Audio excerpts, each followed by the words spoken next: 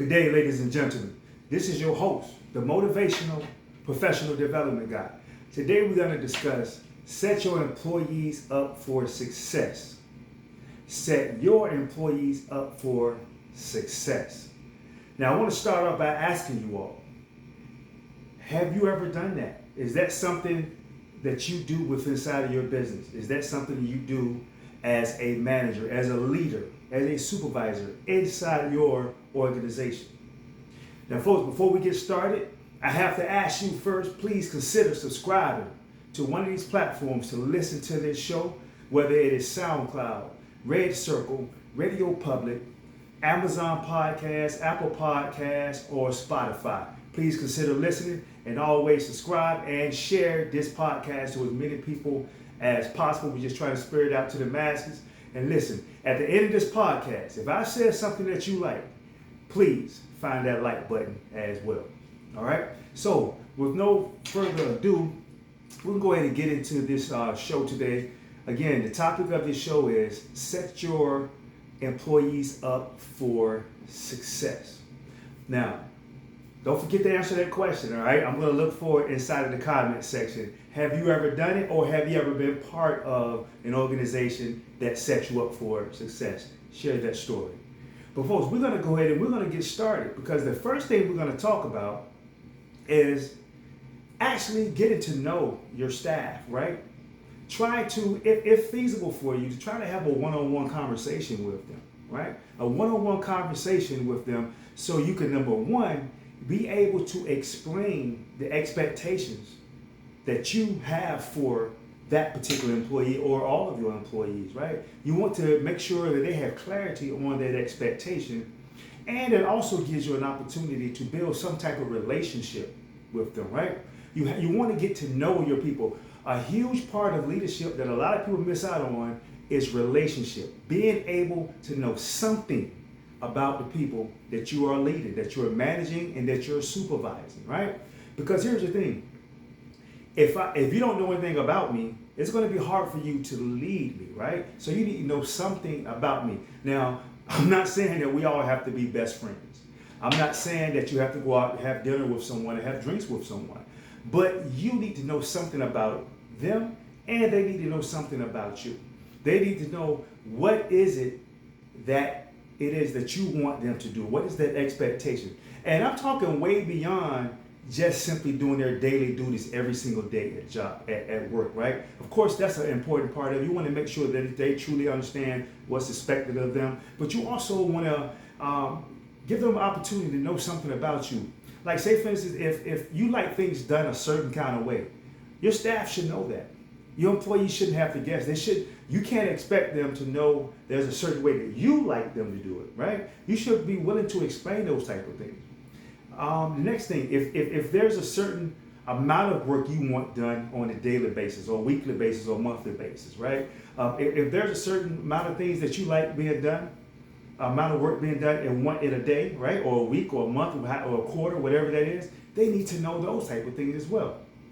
Also, if you're a stickler for deadlines, right? Like you say, hey, I don't care how you do it as long as you're not breaking any policies or laws, right? I don't care how much you do every day, but by this particular date, I need this particular project, assignment, whatever it is, do, right? So whatever that is, or all three, you could be a stickler for all three of them. But here's the thing, at the end of the day, you cannot evaluate your staff effectively, accurately, and fairly if you have not given them those expectations, right? And remember, we're talking about making sure that your staff is set up for success. That's the part that you play in that. Now, of course, yes, your staff, they play a part in it as well, because they have to put forth the effort, right? As a leader, what you do, you provide the resources, the knowledge, and the opportunity for them to be successful. That's what you provide. That's what you're responsible for. Share your expectations and provide those type of things for them so they can be successful. That is your job as a leader, right? Now, the next thing that you want to make sure that you do to ensure that your staff is successful, your policies and your procedures. See, we set policies and procedures, and a lot of times we don't think about it's the policy procedures that I just thought of, or my policy. Let's talk about policy first. The policy that I just set forth for my organization, does it make sense? Right? Does it make sense? Is it outdated? Is it something that was good 10 years ago, but it's not good today because the industries has changed, right? The competition has changed, right? So that's why you always want to make sure that you're keeping up with the industry standards and what's going on in the world, because there are other organizations just like yours or similar to yours that might, that's coming to try to do the same thing, and they want a part of that market share as well, right? So you want to make sure that you are keeping up with what's going on right now, what the new things that's going on, so you can actually share the new things with your staff and say, hey, you know what? For 10 years, I know the last 10 years, 15 years, this is the way this company's been doing it, but we're going to modify our policy. We're going to, make some adjustments in our policy. Or you just might change it altogether, whatever that is. But you want to make sure that you constantly review your policy. When I say constantly, I'm talking, every few years, every 2, 3, 5 years, something like that, to make sure that you're with the times, because you don't want to set them up for failure because of your policy, right? Because you don't allow them to do certain things, or that's the policy, right? That's the policy, the way we do it. So now that makes it really hard for your staff to provide that customer service that we want to be able to provide to our customers, that ultimate customer service. A lot of times that policies is what hinder employees from being able to provide the customer service that we all desire to provide to our customers, right? So always make sure you review your policies. Next, you want to make sure that you're reviewing your procedures, right? How do you do things? How do you do things, right? You want to make sure that the way you do things is, number one, is effective, right? You want to make sure that it's efficient, and you want to make sure it's not too time consuming.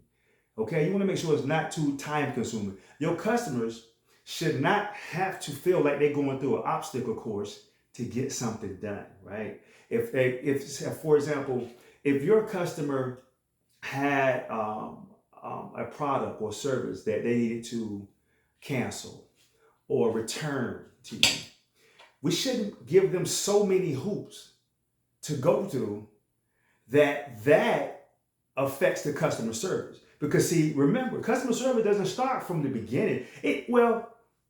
Saying hello and greeting at customer acknowledgement, yeah, that's part of it. But the real customer service comes in place after the transaction, right? After the transaction, what type of follow-up do you have? What type of procedures you have in place if there is a customer issue? Because that's what customers really grade you on. You really think about that, because once you provide them their product or their service, they're all happy. They're all happy when you provide that product or service to them. The issue lies when there's an issue with that product or service and they have to call you back. Really think about that. When they have to call you back or try to return or try to cancel. That's where most customer service issue lies in any organization. It's not the beginning. Everyone's happy. Think about it. They came to buy that product. They came to buy that service. So they're happy with that once they get it, right? That's why they bought it. They wouldn't have bought it if they weren't pleased at the beginning. The issue always lies after the purchase, after the sale, after the transaction. So you want to make sure that whatever that procedure is, make sure that it's not too time consuming, not too difficult for customers to get whatever issue that is rectified, to get it taken care of, right? You want to make sure that they get it taken care of. This is how you set your employees up for success, because employees has to follow your policy, right? And they have to follow your procedure. And remember, they're the ones who working face to face with the customer every day and your clients. We all know it's not us, it's not the leader, it's not the owner, it's not the manager, it's not the supervisor. It's your employees who's working face to face with them. So set them up for success. That's the bottom line. That's our job. That is our job. Once again, our job is to set them up for success. Yes, the employee has to put forth the effort. We're going to give them the knowledge that they need to be successful, whether it's through training. We're going to give them the resources that need to be successful. whether it is whatever it is they need to be functional at work to do their job. And we're going to give them all the opportunity in the world to be successful. That is our job as leaders, as supervisors, as managers, as owners inside of our business. Folks, that's the end of the podcast today. This is the Motivational Professional Development Guy. I want to thank you for joining us each and every week. If you have any questions or any topics that you would like for us to discuss, please feel free to leave it in the comment section. Please share this podcast to as many people as possible, trying to spread it out amongst the masses. If you haven't already, please consider subscribing to this show via SoundCloud, Radio Public, Red Circle, Spotify, Apple Podcasts, Amazon Podcasts, the platform of your choice. Once again, folks, this is the Motivational Professional Development Guy. Thank you for joining us. Be safe and talk to you next week.